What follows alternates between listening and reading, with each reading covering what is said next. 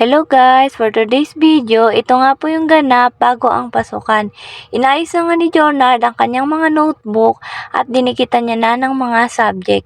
Gustong-gusto talaga ni Jonard na siya lang ang nag-aayos ng kanyang mga gamit at gusto niya naka-organize ito ng maayos. At yan nga, dahil excited na sila sa balik eskwela, pagtapos nga ni Jonard mag-ayos at maglagay ng subject sa kanyang notebook ay nilagay niya na sa bag.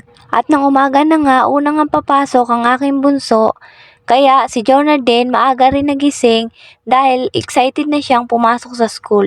Hinatid ko nga siya papuntang school hanggang sa kanyang room at hinahanap namin ang kanyang room.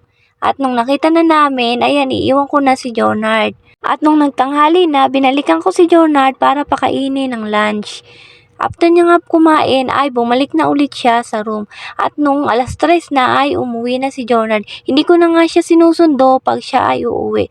At dahil nangako ako sa kanya at sinabi ko sa kanya na napanood namin sa TV ang kanyang mga video, kaya namilit siya at gusto niya rin daw mapanood ang kanyang mga video na naka-upload sa YouTube. Kaya pumunta kami sa kapitbahay namin para panoorin ang kanyang mga video.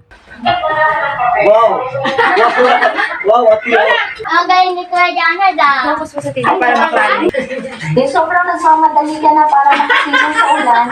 Pero naliligo ka nga pala sa ulan. Habang pipit. Yan na ma, yan. Ay, ito na no, muna, yan. Yan. Yan. Ayun na sa'yo sila.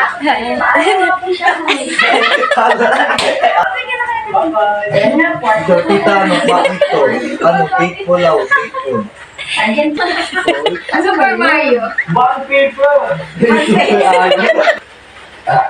Ay. Hanggang dito na lang po. Maraming salamat po sa panonood. Upo na kuya.